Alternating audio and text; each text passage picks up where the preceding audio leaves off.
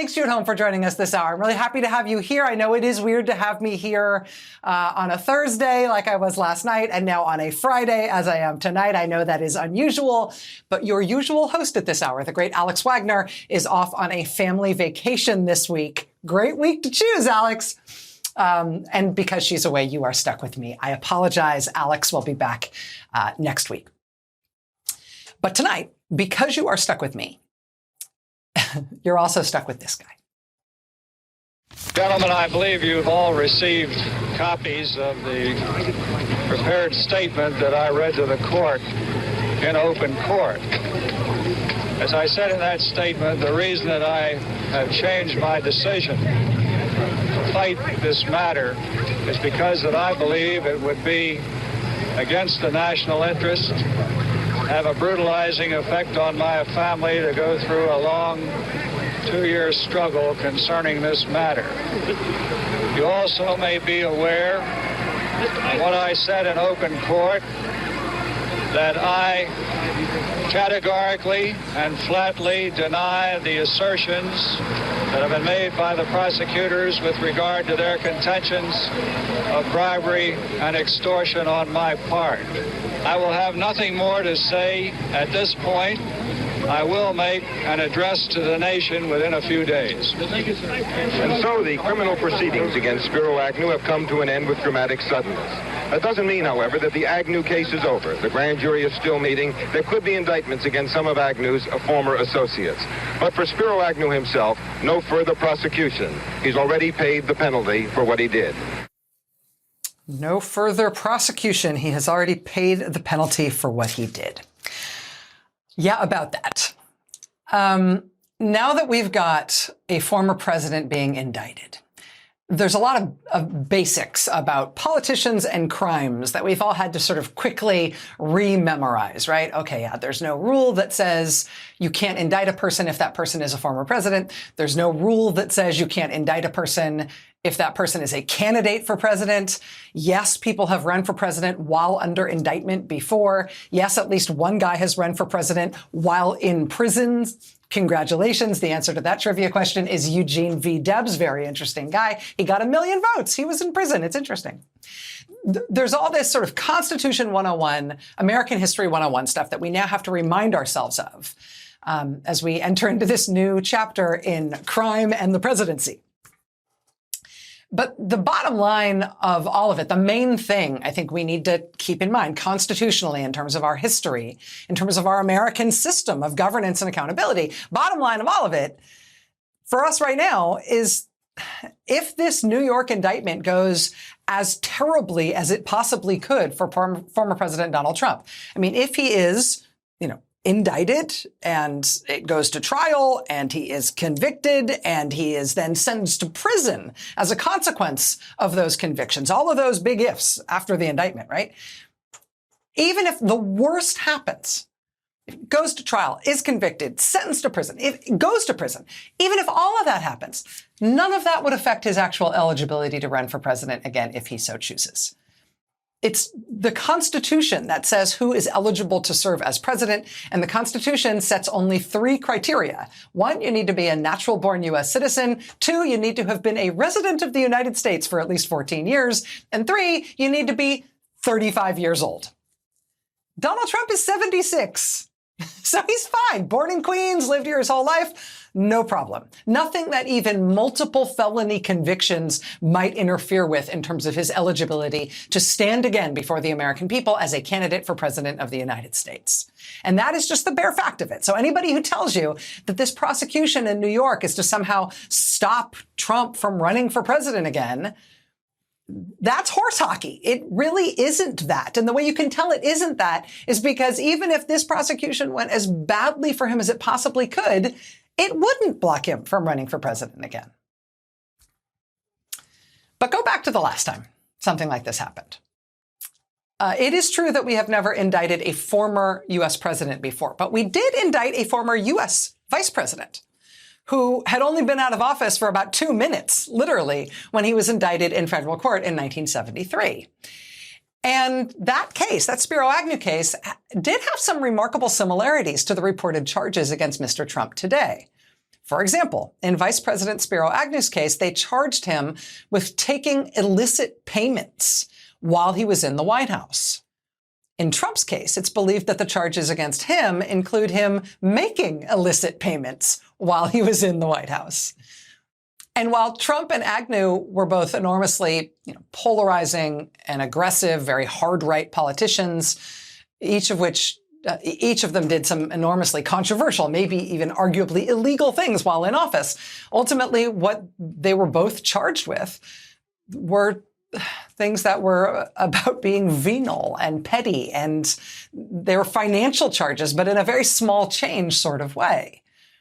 I mean, Trump appears to be facing charges having to do with secret payments he was trying to hide to an adult film star just before the election. Agnew's charges had to do with secret payments he was taking from business executives because those execs had contracts with the state of Maryland, and he was skimming off a percentage of those contracts for himself in cash in the White House, which is 50 years ago now, and it is still, gross and petty in retrospect. But, oh, look, here's a check President Trump allegedly wrote in the Oval Office to reimburse a guy for paying the adult film star for him, which he then had his business not only cover the terms of, but record in its business records as if it were legal fees. So, I mean, between what Agnew got charged with and what it looks like Trump's getting charged with, it's, technically different crimes, but in basic morality terms, I think it's fair to say it's basically the same kind of thing. I mean, Dante would call this the same basic circle of hell. Donald Trump went 800 days after he left the White House before they charged him. Spiro Agnew, as I said, was about 2 minutes out of the White House before they charged him. But here's the thing. When they charged Agnew, which is the last time we went through anything like this as a country, when they charged Nixon's vice president for his filthy lucre at the White House desk alleged crimes, they offered Agnew a plea agreement in that case. Rather than face all the dozens of felony charges that prosecutors had stacked up against him, Agnew agreed to the deal. And the deal was he would resign from office and then they would drop almost the whole indictment. He was worried about facing trial. He was worried about the number of charges he was facing. He was worried about the strength of the evidence against him. He was worried he might have to go to prison. And so even though he maintained that he was sure he was innocent and this was all a frame-up job and all a witch hunt and blah, a hoax and all the rest of it, prosecutors make it a condition of the deal they offered him that he would give up elective office, and in exchange, they would drop almost everything in that indictment. And he signed up for it. He resigned. 2 minutes later, he was in the courtroom pleading. And so, yes, there is no eligibility requirement for the presidency or the vice presidency that says anything about being under indictment or being convicted or even being sentenced to prison. There's really nothing in the Constitution that says being an accused or convicted criminal is incompatible with the highest office in the land. We're a very free country. But in the one example we have in our nation's history of doing something remotely like what we are going through right now with former President Trump being indicted, the one time we did this before with a politician at the White House level, he took a plea agreement. And his side of the bargain in the plea agreement said, okay, I will no longer be an elected official. I agree to that. I'm out. Now let me escape most of these charges. And yes, you heard Spiro Agnew there at the top, still proclaiming his innocence. Yes, I just pled. Yes, I know, but I insist I didn't commit these crimes. I think that sort of thing is to be expected. That's got to be seen as par for the course, particularly with politicians like Agnew and Trump. The history of that moment with Agnew also shows that his supporters were enraged, and they were really wound up about him being charged. His supporters in Congress and his own party said that this would be the end of the rule of law, that with what they did to Agnew with his indictment, Americans by the millions would no longer have any faith in the American system. It would confirm people's worst suspicions about how the system's rigged against guys like Spiro Agnew. There was disbelief on Capitol Hill, where most House and Senate members had come to believe the vice president's assertions that he fully intended to fight the charges all the way. We have a period of time when there's political erosion, confidence and faith in the whole system has been challenged by many people. And now to have this kind of confirmation of the worst suspicions that some people have held is really a very profound impact on the whole country. I'm just sick about it. I think he's a man of his word, and I think they've all been doing the same thing for ever since I started voting, and I think it's just too bad. I think he's a great man. I think it was very unnecessary. I'm just sick. I'm very unhappy. I don't think it was necessary. I think it's a lot of political hogwash, and I thought he was one of the greatest men that this country has ever had. What is your reaction to the resignation? I think it's just a sad thing. You can see them out there with the flags on the causeway to Mar-a-Lago, right? He said he was innocent, and he said it was a witch hunt. He attacked the prosecutors one by one. He attacked them by name. He attacked the prosecutors who he said were bent on destroying him for purely political reasons. He rallied his supporters to his defense. He said he would not stand for it. He said even if he was indicted, he would not step down. Then he was indicted, he stepped down. He took a plea deal that forced him out of public office, but saved him from other serious legal consequences he was facing. He still said he was innocent, still said it had been a political witch hunt. His supporters were still shocked and mad, and at some points they couldn't even speak. They didn't even have the words. They were so upset. And then we got over it. And everyone forgot who Spiro Agnew is. I mean, he went on in his later life to claim that Nixon tried to have him murdered. Nobody even cared about that. He also went on to become an anti-Semite for hire.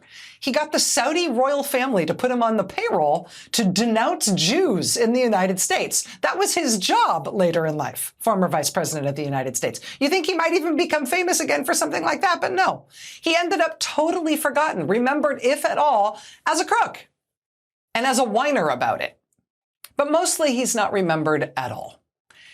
And that is because at the end of the day, the prosecutors who investigated his crimes, who found the documents, who flipped the witnesses, who got the testimony, who presented it all to the grand jury, who secured the indictment on those felony charges against the vice president, they just put their heads down and they followed the law. They didn't get scared, or at least if they did get scared, they didn't get scared off by the intimidation tactics that were absolutely brought to bear against them, by members of the vice president's party who tried to derail the investigation, by the threats and the hate mail that came in against them by the truckload. They were not scared off. They just put their heads down. They followed the law. They built the case, and they made history. I would hope first that the nation would feel that the process of criminal justice is one that it can trust and have confidence in. I would hope that it would feel that the interests of the nation have been placed first by all those concerned. This is Elliot Richardson, who was the Attorney General at the U.S. Department of Justice at the time this case was brought against, again, a vice president who was only a former vice president by about 2 minutes by the time he actually pled in court. Elliot Richardson was the Attorney General at the last time a former president or vice president was indicted in this country. I would hope that most fundamentally, all of us would have confidence that our system works. Indeed, I think this is the most affirmative aspect of all that has taken place over recent months, all the disclosures, the investigations, the indictments. They have exposed the shoddy side of the governmental and political process, but they have also demonstrated that the governmental and political process is capable of uncovering these things and, having uncovered them, taking proper action. We are capable of uncovering these crimes. All these disclosures, these investigations, these indictments, they've exposed the shoddy side of the governmental and political process, but we are capable of uncovering these crimes, and having uncovered them, our system is capable of taking proper action. Attorney General Elliot Richardson. On Tuesday next week, At 2:15 p.m. Eastern, former President Donald Trump is due to be arraigned in criminal court in downtown Manhattan, at which time we expect the indictment against him to be unsealed. That indictment reportedly includes more than 24 charges, but who knows? It's under seal. We will know when it gets unsealed, and there's no reason to speculate about it before then. It's coming soon enough. And while we have had lots and lots of experience indicting crooked politicians of various kinds in this country, literally thousands of politicians have been indicted in this country since our birth as a country. We haven't done it very much for politicians who have been at the White House level, but we did do it 50 years ago. Young prosecutors Ron Liebman, Tim Baker, Barney Skolnick, they did it in the case of Vice President Spiro Agnew without fear or favor, without being intimidated, despite what Agnew tried to bring down on them, despite the upset of Agnew's rabid conservative supporters. And in the plea deal that Agnew agreed to, his leaving office, his resignation, was required by DOJ as the price of him having his charges massively reduced, to the point where all he had to do was take some probation and pay a fine. And what that means for us today is that part of our historical inheritance here is that if Trump is facing likely conviction and a criminal penalty that he doesn't want to face, it is not impossible that he could agree to a plea deal that keeps him free and ranting and raving, no doubt, but also banned from elective office. There is nothing about the legal process that he's involved in now that intrinsically excludes him from public office or from candidacy for public office in the future. But the last time we did this 50 years ago as a country, what happened was a plea deal that included that person leaving public life forever. That's what happened before. That should inform how we think about what's happening now. Joining us now is Ron Liebman. He's a former assistant U.S. attorney for the District of Maryland from 1972 to 1979. He was a member of the fearless young team that prosecuted Vice President Spiro Agnew, and I met him during the production for my podcast about it, which is called Bagman. Ron, it's really nice to see you. Thank you for being here. Happy to be here, Rachel. Ron, let me just ask you, first of all, if I got any of that wrong or if I'm putting any of the emphasis in the wrong place in terms of how you think about both what you went through and any potential parallels here. No, you got it right. It was a very tense time for the prosecutors. As you mentioned, Mr. Agnew came after us personally, but we were young and we had a job to do, and we just stopped listening to that. A prosecutor's job is to bring a case. That's what we did. The one thing that distinguishes to a degree the Agnew case and how it was resolved, well, one, of course, was his fear of going to jail, substantial as it was. But the other was, this is the middle of Watergate. And Richard Nixon was not going to remain president much longer. That was very, very clear. And if when Richard Nixon left, if Agnew was still vice president, he would then become president. He would be cloaked with the immunity that the government policy bestows upon presidents. He would have a cloud hanging over him during the remainder of his term. That was his big chip.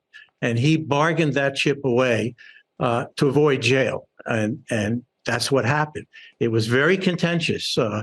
Myself, Barney, and Timmy, we argued at length with Elliot Richardson, the Attorney General, about treating Vice President Agnew like everybody else, that he should be indicted, he should stand trial if he wants to, the evidence should be presented against him, he could defend himself, and if he was convicted, he should be sentenced to imprisonment.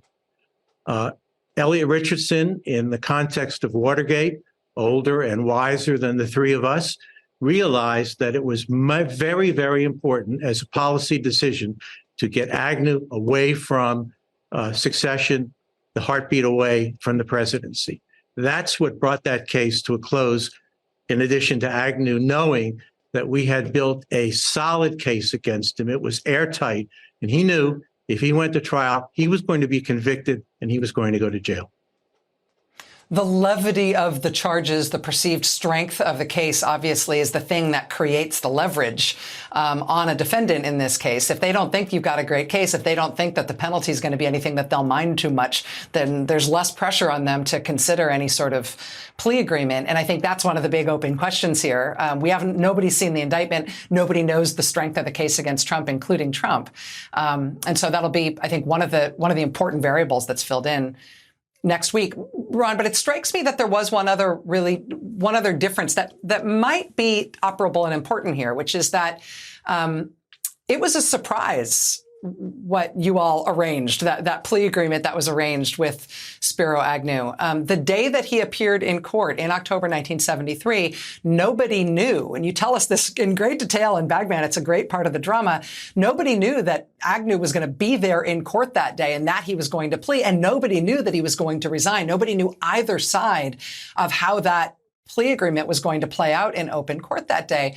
And when I looked again today at that footage of his supporters being so upset, his supporters in Congress saying nobody's going to have faith in America anymore, and his supporters in the street saying they were so mad, they lost the words, they were so furious about this, I wondered if there had been 4 or 5 or 6 days warning that all this was going to happen. If it might have played out differently, if Agnew might have changed his mind, if things might have shaken out differently for the country in terms of the anger around this and whether or not that deal would have held. Because right now we've had plenty of notice that Trump's going to be in New York on Tuesday. We think he's going to be arraigned that day, but we'll see. No, I think the deal would have held. Agnew just didn't have the stomach for it, and he just wouldn't have done it. He wouldn't have gone to trial. Mr. Trump is Agnew on steroids when it comes to venom. And we don't know what the case that's been indicted contains. We understand it's 30 counts. There's been speculation that it may not be legally the strongest case of the 3 other, compared to the 3 other investigations that are pending. But that's, that'll all be seen. We don't know what Mr. Bragg has, and we'll all see sooner or later. I imagine Mr. Trump knows what Mr. Bragg has, but I think Trump is Agnew on steroids, and so I think anything could happen. Ron, do you have any advice that you can share, any sort of lessons learned that you can share from your experience with Mr. Skolnick and Mr. Baker as young prosecutors working on this case? When the vice president, who had this incredibly supportive, kind of rabid, hard-edged base that hung on his every word and loved what he did, maybe even loved him more aggressively than they loved Nixon as a president, when he turned his venom on you and on your superiors at the Justice Department, and really they brought a lot of pressure to bear on you, I wondered if you could sort of through the TV screen tonight address the members of the Fulton County District Attorney's Office, the member of the New York District Attorney's Office, the member of the Special Counsel's team in the Justice Department in Washington, these other prosecutors who are contending with charges or potential charges against Trump and the kind of venom that he's bringing to bear against them. How did you guys bear up? How did you stay resilient and stay focused? Well, first of all, it would be presumptuous for me to be teaching all these prosecutors how to suck eggs. They know how to do that. Part of it was youth, I suppose, but part of it was really believing in our job. Our job as advocates for the United States was to bring a case, to investigate a case. If the case was there, to bring it. If it wasn't, to let it stop and not pursue it. I remember vividly watching Agnew on TV in my little apartment in Baltimore, sitting there with my wife, while Agnew was saying, "I will not resign if indicted. I will not resign if indicted," saying terrible things about the 3 of us. It's noise. And any seasoned prosecutor knows it's noise. You put your head down, you do your job, as I'm sure they are doing, and you speak in court. That's it. Everybody keeps saying we're in uncharted territory and uncharted waters. It's not true. You and your colleagues charted these waters for us in many significant ways 50 years ago. And the country owes you a debt and owes it to you and to all of us to remember how it went down. Ron Liebman, former assistant U.S. attorney from Maryland from 1972 to 1979, one of the prosecution team that brought Vice President Spiro Agnew to the end of his political history. Ron, thank you for your time and expertise tonight. It's always good to see you. Good to see you, too. All right, we've got much more to come here tonight. Stay with us.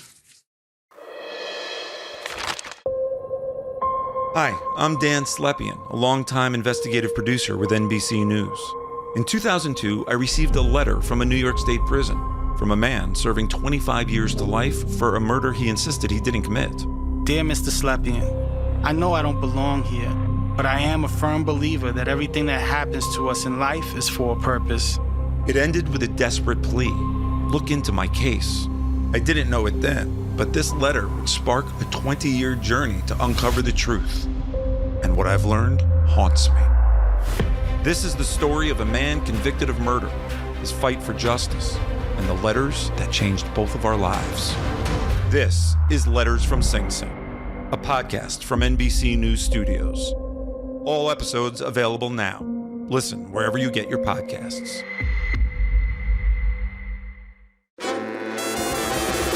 MSNBC Films presents a new 6-part original series from NBC News Studios, hosted by John Leguizamo. I wanted to do a show where people watch this and go, I want to be Latino. And you can't tell Latino stories without plenty of good food, music, and dancing. So come on, let's go. Leguizamo Does America, beginning Sunday, April 16th at 10 p.m. Eastern on MSNBC and streaming on Peacock.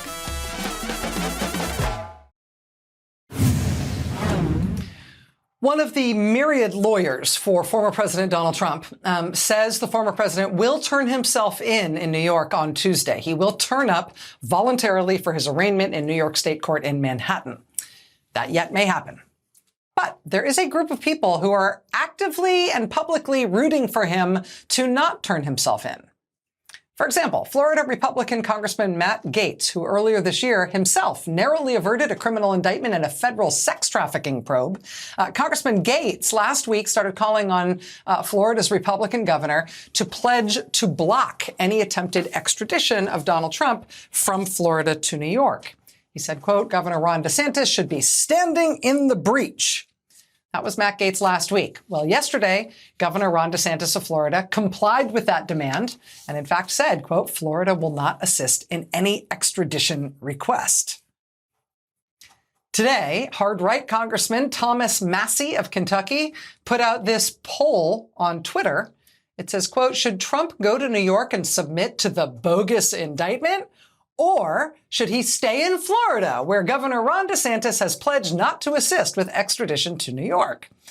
That's what's called a push poll, where it's pretty clear from the way the question is phrased how you're supposed to answer. It's no surprise to see that in the results of this online push poll, the answer, stay in Florida, don't turn yourself in, is winning like 2-1.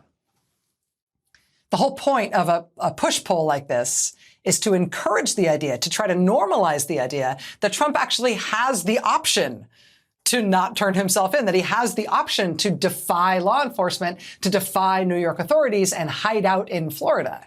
He does not have that right under the law, but that is what this fairly influential Republican congressman is pushing for, and that is what Florida's Republican governor is saying that he will facilitate. One of the things we've learned from reporting over the last 36 years ago is that the New York District Attorney actually wanted Trump to turn himself in today. Not next week, but today, Friday. The response from Trump's legal team was apparently, oh, he would love to do that, but the Secret Service can't be ready that fast. The Secret Service needs more time to prepare for his security. We can't possibly get him to New York anytime earlier than Tuesday. And the New York DA's office agreed to that, but the idea that the Secret Service needs 5 days lead time to move the man, that claim appears to be as false as it is preposterous. Secret Service officials tell NBC News' Julia Ainsley that Trump's Secret Service detail has nothing to do with the delay. One Secret Service official called it, quote, preposterous. But nevertheless, Trump and his lawyers were able to use that claim to successfully delay Trump's arraignment from today, which is when the DA wanted to do it, until Tuesday. And again, despite this Republican political push to try to get Trump to not turn himself in, his lawyer is saying that he will turn himself in on Tuesday. But you put these things together, and the picture sort of starts to come into focus that is a little bit unsettling. Right? I mean, the other thing that is happening now is that Republicans and conservative media are hinting at, or in some cases actively calling for, protests in New York around the scene of Trump's arraignment and booking on Tuesday. Last night on the Fox News channel, for example, primetime hosts and their guests issued dark warnings about the reaction and the unrest that would be provoked by a Donald Trump arrest. One guest said, "They are agitating for unrest. I'm ready for whatever's next. I hope every other man out there watching this show, I hope you're ready for whatever's next. If that's what they want, let's get to it." Then today, hard-right Congresswoman Marjorie Taylor Greene announced that she personally will be traveling to New York on Tuesday to protest Trump's arrest on Tuesday herself. Quote, "I'm going to New York on Tuesday. We must protest the unconstitutional witch hunt." She appears to be both proclaiming that she'll be there and inviting others to join her. You will remember Marjorie Taylor Greene as having said in December that had she organized January 6th, our side would have, quote, won, and the crowd would have been armed.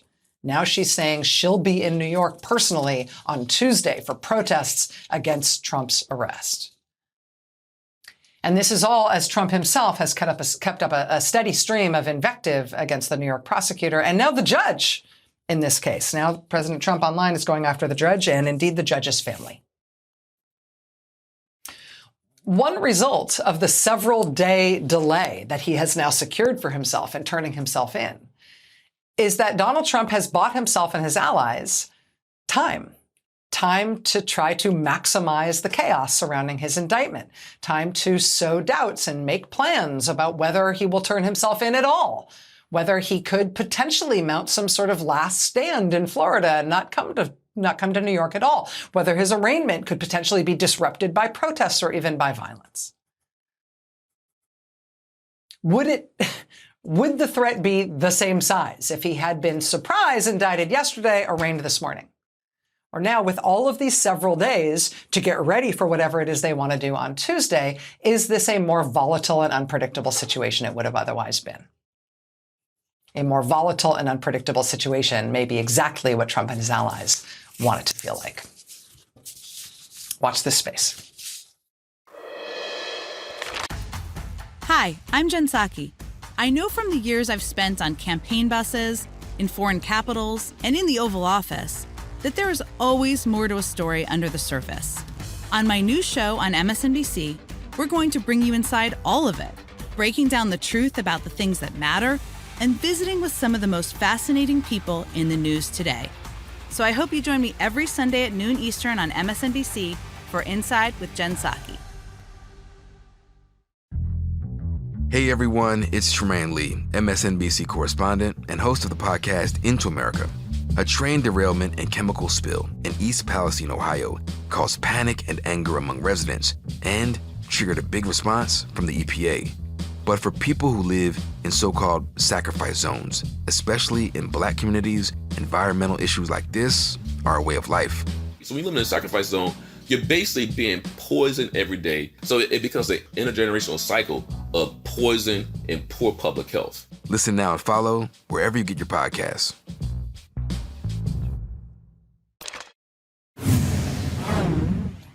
How's this for a coincidence? The actual arraignment Tuesday afternoon is scheduled to happen in a courtroom on the 15th floor of the criminal court building in Lower Manhattan in New York City.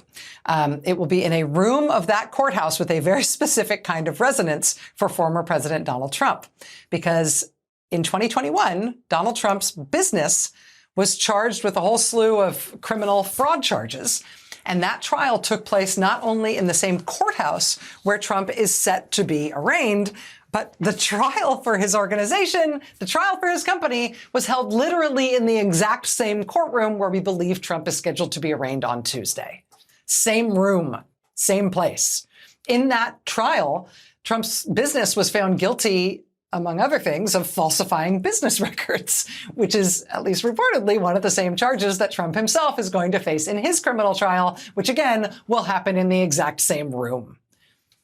It's going to be a trip down memory lane for the former president on Tuesday. He's going to step into that courtroom to face charges of falsifying business records, where his own business was just convicted of falsifying business records just a few months ago. It will also be familiar to his lawyer. Trump's lawyer in this case, Susan Nicholas, she's the same lawyer who defended Trump's business in that criminal trial last year. That did not go well for the defense. There were convictions on all counts. But who knows? Maybe that was a dry run for her. Maybe the first Trump business fraud trial helped prepare her for this next Trump fraud trial.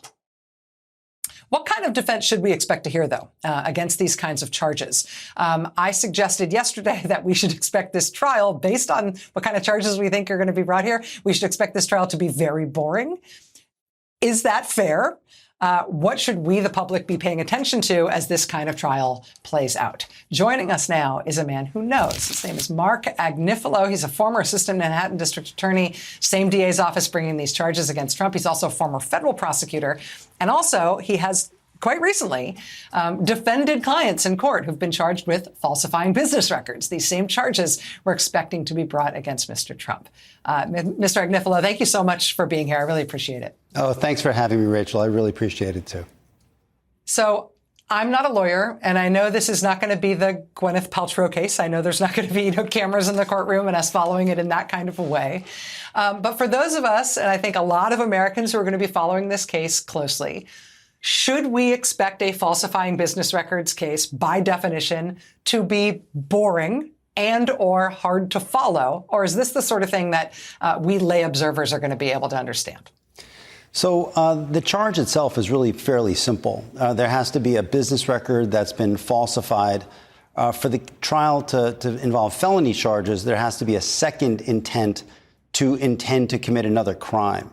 So the charges are pretty boring. I don't know that any trial with Michael Cohen as a witness is going to be all that boring, but the charges are really fairly pared down. There's not a lot for the DA's office to have to prove. They have to prove that there was a business record, it was false, and that there was a secondary intention to commit some other crime. They don't have to prove that another crime was committed or even attempted, just that there was an intent to do that.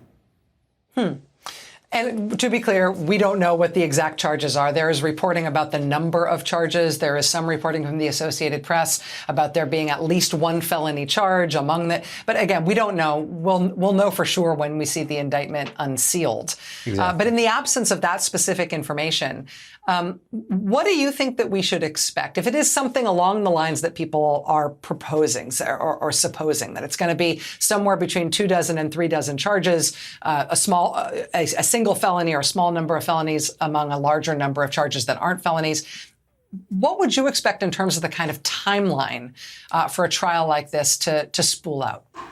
So I've had quite a number of these trials. The DA's office brings these counts all the time. What I tend to see, I don't know if we're going to see this in this case, is there'll be some overarching either conspiracy count or a scheme to defraud count. And then the individual false business record counts would be part and parcel of those larger counts. I don't know that that's what they're going to do here. They don't have to do that here.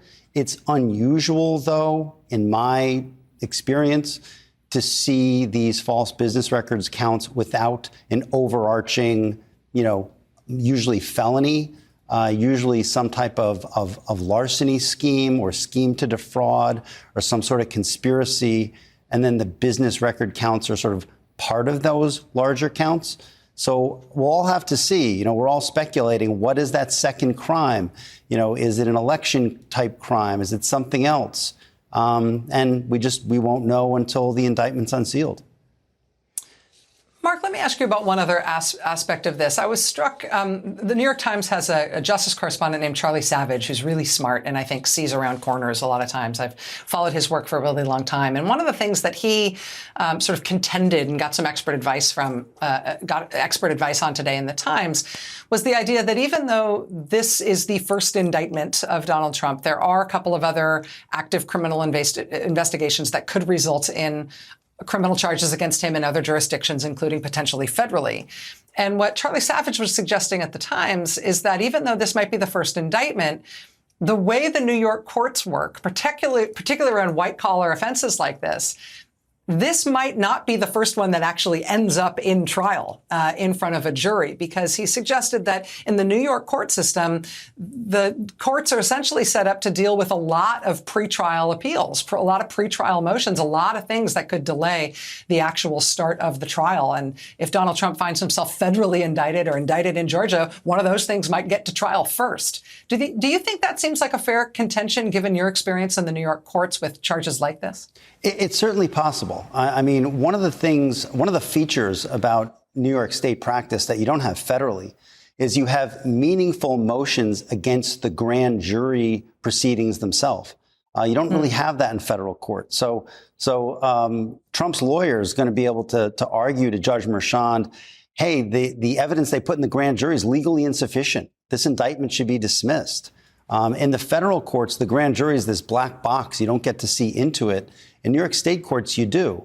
And so the motion practice in state courts a little more important, a little more involved. And as a result, it's a longer timeline of motions. So I would expect this trial to be, maybe a year from now.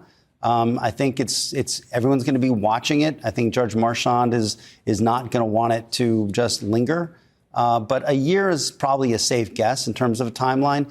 Federal cases very often get to trial sooner than that, sometimes 6 months, 8 months. So if there is a federal indictment of Trump in the next, say, month or two, it's possible that case would get to trial before this one. You have materially increased my amount of information about this and helped me understand it in a way that I did not before. Thank you for that clarity. It's really just invaluable. Mark Agnifilo is a former assistant Manhattan District Attorney, former assistant U.S. Attorney, somebody who's dealt with these types of cases in these courts. Sir, thank you so much for being here. It's really helpful. Thanks, Rachel. Anytime. Thank you. All right. Thanks. We'll be right back. Stay with us. Today is Trans Day of Visibility, a day for honoring the contributions of trans people and acknowledging the discrimination they face in our country. President Biden marked the day today with a proclamation from the White House, and the White House posted this from him online, quote, "On Transgender Day of Visibility, we want you to know that we see you just as you are, made in the image of God and deserving of dignity, respect, and support. We'll never stop working to create a world where you won't have to be brave just to be yourself." But for trans people in our country this year, so much depends on who controls the state government where you live. In Minnesota, Democrats control the state House, the state Senate, and the governorship right now. And they're passing legislation now to effectively make Minnesota a refuge for trans people who travel there seeking, among other things, medical care. In Nebraska, Democrats are in the minority there, but those Democrats have been using what power they have, even in the minority, to filibuster every single bill. They are filibustering every single bill in the legislature just to try to stop Republicans from going after trans kids. And look, here's news tonight from Tennessee, another state where Republicans control the government. In Tennessee, Republicans spent the day today waiting for their new ban on drag to take effect at midnight tonight. Nice timing, guys. Thanks to a Republican-passed law, as of midnight tonight, it was set to become illegal in Tennessee to have a drag performance anywhere a minor might conceivably be present, which, of course, is anywhere. Repeat offenses could put you in prison for up to 6 years. Well, we can report right now that Tennessee Republicans are going to be waiting longer than midnight for that, because tonight, since we have been on the air, a federal judge has put a hold on that new law. Judge Thomas Parker is a Trump appointee. He wrote this in his ruling, quote, "Within our country's federal framework, states are laboratories of democracy that can test laws and policies enacted by the people. Even still, these experiments are not without constraints. The U.S. Constitution, a law that is supreme even to the Tennessee General Assembly's acts, has placed some issues beyond the reach of the democratic process. First among them is freedom of speech. If Tennessee wishes to exercise its police power in restricting speech it considers obscene, it must do so within the constraints and framework of the U.S. Constitution. This court finds that, as it stands, the record here suggests that when the legislature passed this statute, it missed the mark." Again, the Tennessee ban on drag was supposed to take effect tonight at midnight, but it will now be on hold while this federal legal challenge plays out. We'll be right back.